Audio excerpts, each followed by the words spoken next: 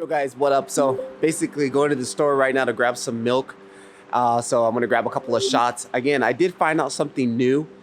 Turn off the noise reduction because it makes the footage look really crappy, especially when you're color grading. Earlier today, I was doing some test shots and I had it on and I found out the footage looked really gross when I was color grading, and then I turned it off and it looks a lot better. I normally use it off, but today, again, I was testing out some different settings here. So again, I'm gonna continue my walk and just grabbing some more shots. Again, I do have the Pro Mist filter on here. I'll grab a couple of shots with it on and with it off so you can see the difference. Let's go.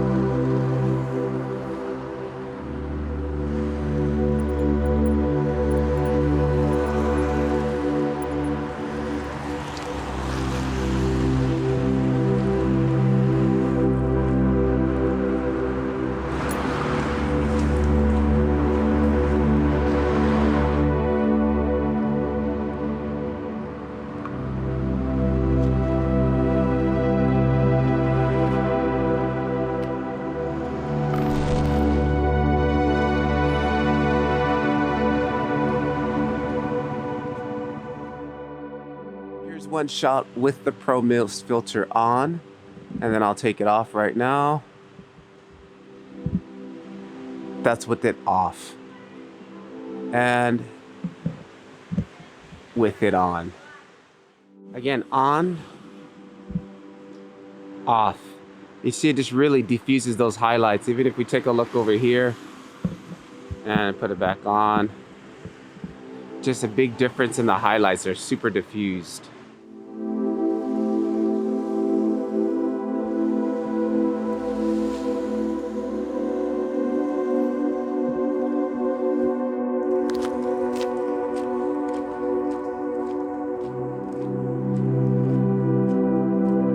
Right now I'm running at an ISO of like 800, but for in the background, you see how bright those lights are. So if I was gonna shoot that, I would definitely knock the ISO down way down, probably like to 400 or even half.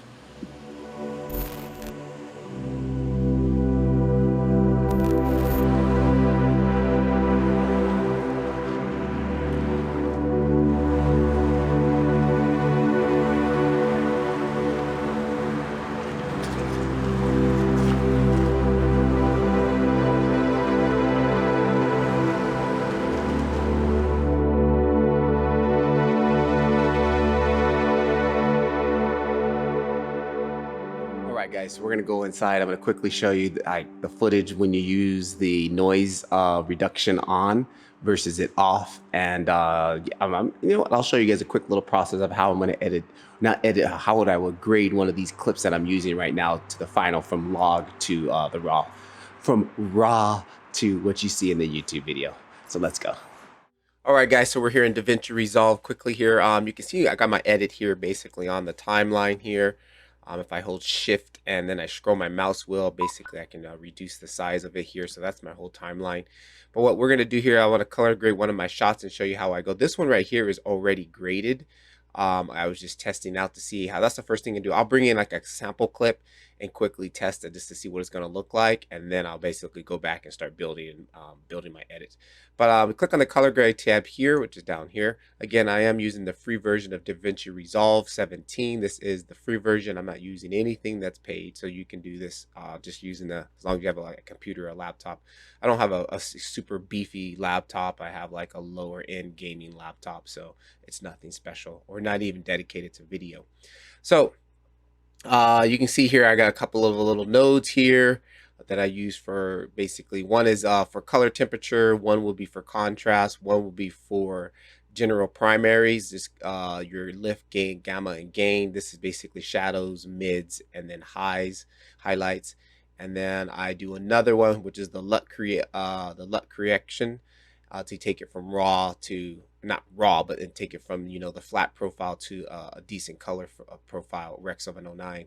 And then a little bit of special sauce here that I've learned from Kazi. So I'll share that with you guys in a moment. So let's go ahead and find a clip,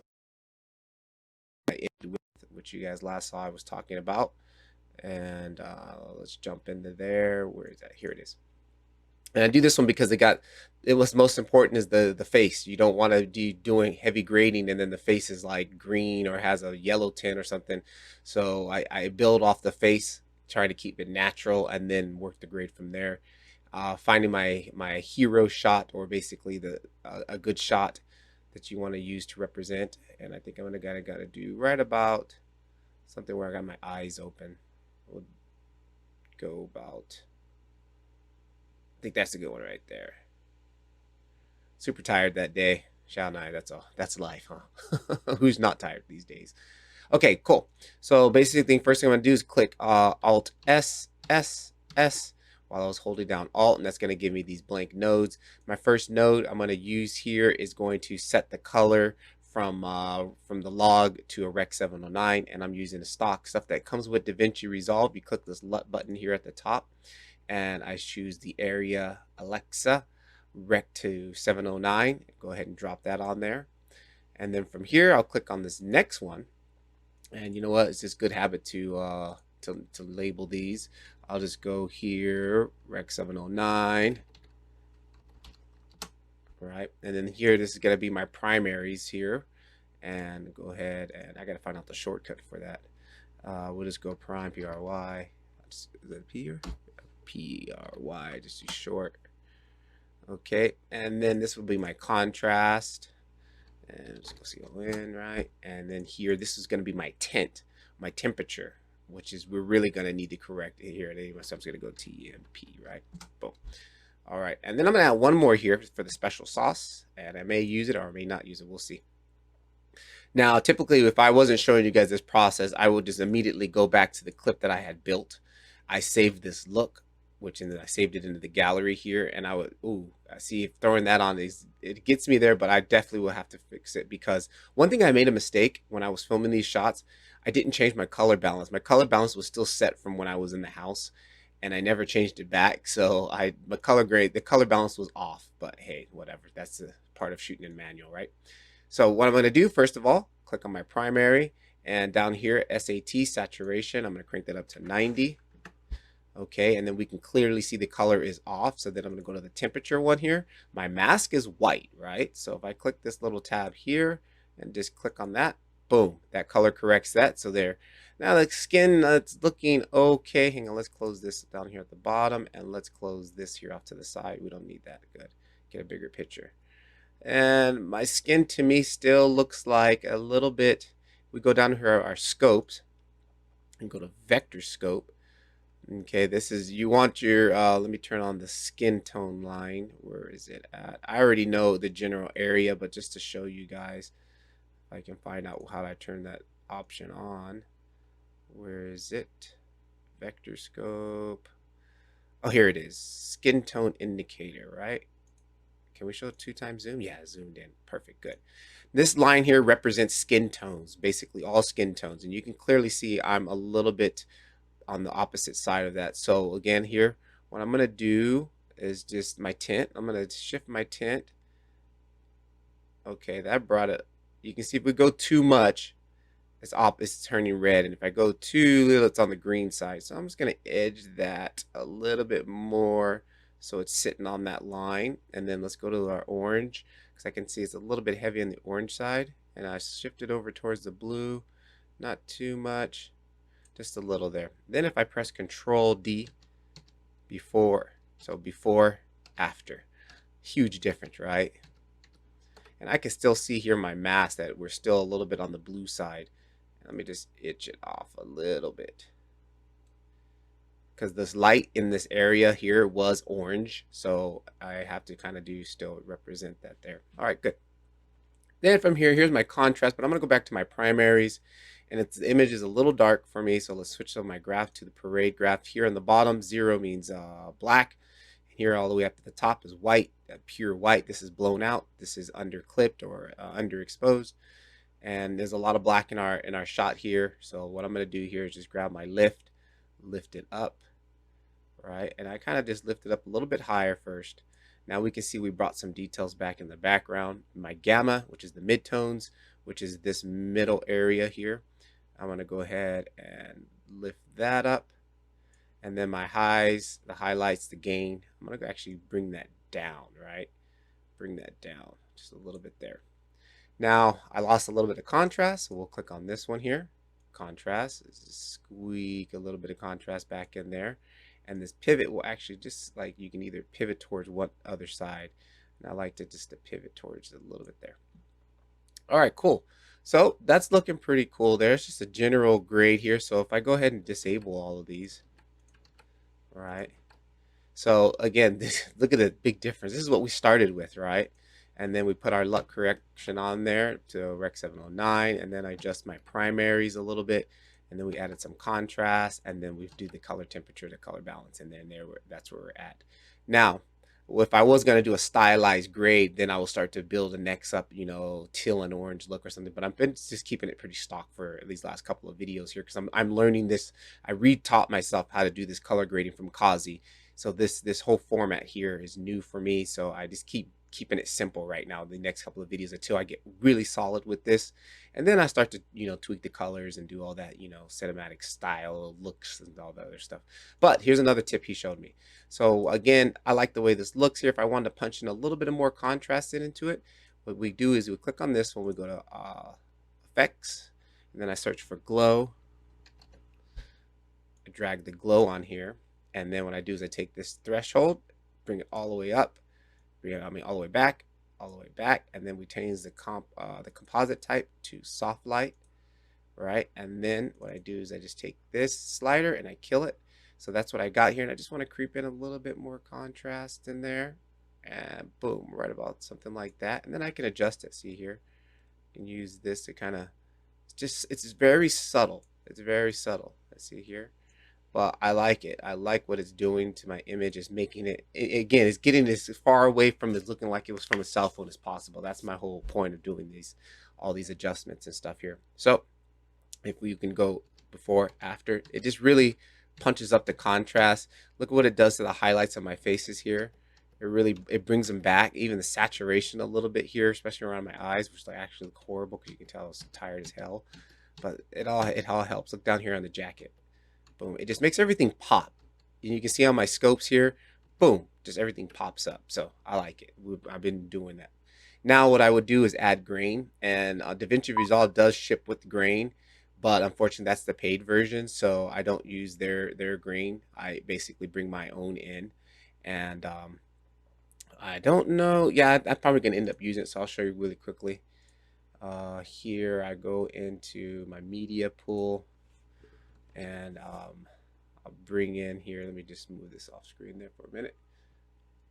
I have a grain pack that I've actually purchased, so I can't really give it to you guys. But there's plenty of grains. You can search on YouTube or on Google search free grain, 4K grain, free film grain. There's plenty of them out there to find. But I have a preference that I like, which is it emulates, again, film. And let's see if I bring this open here. Here it is. Let's find my clip. Here it is. I'll drag that on top. Okay, and then once I drag that on top, I hit this inspector tab here, and then I turn the composite mode. For me, I like to do soft light because hard light is a little too much. I go to soft light because I want it to be very subtle. And then I take this down to like about 75, anywhere from 75 to 60.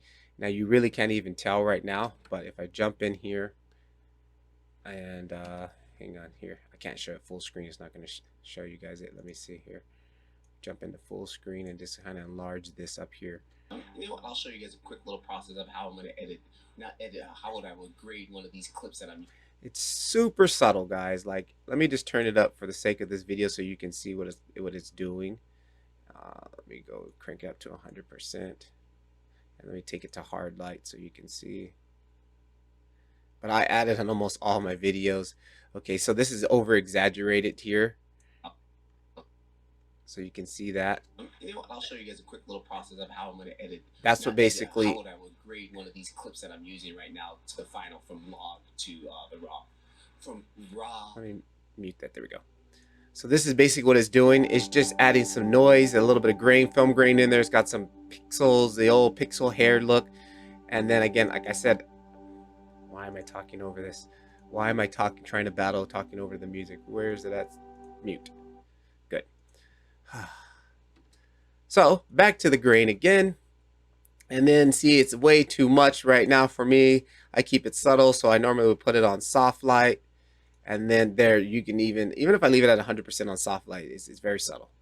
Again, and then I still knock it down even more. I don't want it to be a distraction, but if somebody was really, really watching, they'll be like, "Whoa, what is that? What, that's what I'm going for." And not really, I don't want it to be noticed. I just want it to be there to actually also blend everything in together, the color grade, all the little stuff. Again, trying to make it look like it wasn't shot on a cell phone, which I try to go for.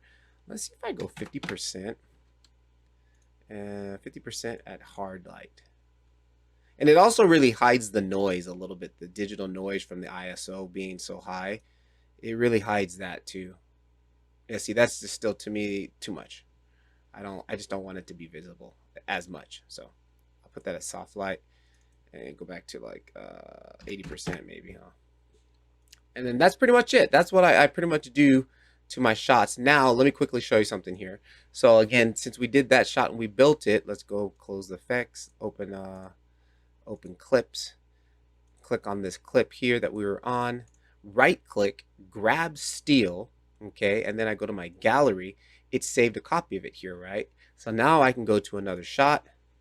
Let's say I'll grab this shot here, and what I can do is just mouse over this, and then it shows me a preview of that last color grade that I just did added onto this shot. So if I hit middle mouse button, boom, you see what it did? It added everything here. Now we just come in here and make some quick, easy, minimal setting, just adjustments really fast. Let me just look at it. It actually looks really good to me. It looks like it's a little too dark. So again, I'll park it on somewhere right there. I go to my primaries, and on my primaries here, look at the shadow. Whoa, look, it's just way low, right? So I'm gonna lift up my shadows a little bit, lift up my mids and my highlights. I guess we could pop the highlights just a little bit.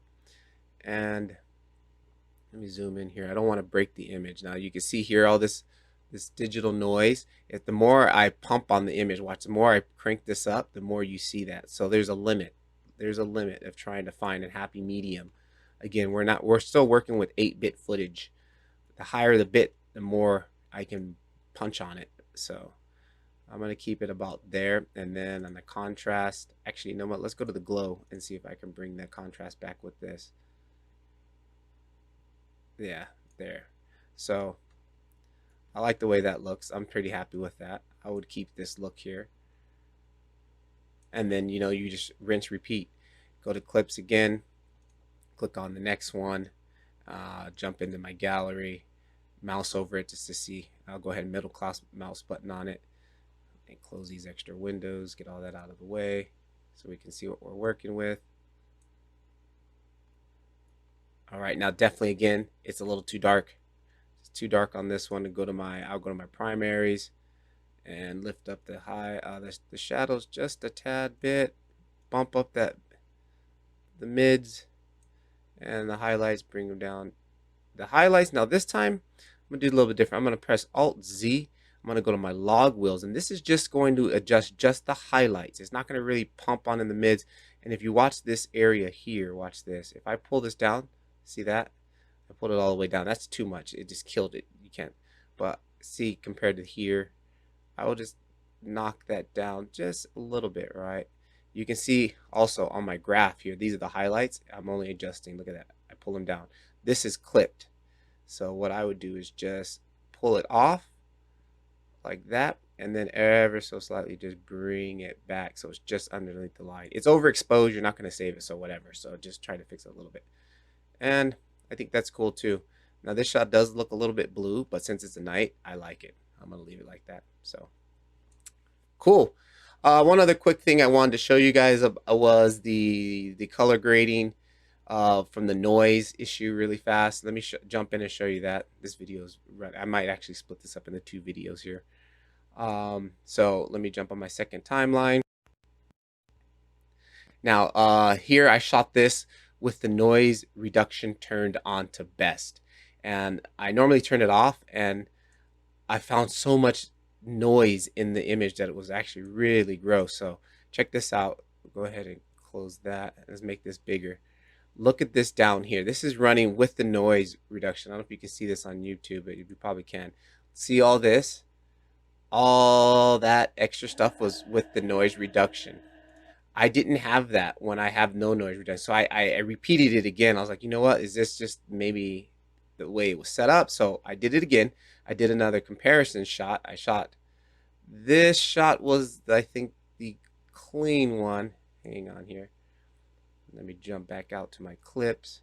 I have a better version of it here. So here's one clip, right? This is with, I think that's without, and then this one is, no, this is the clean one.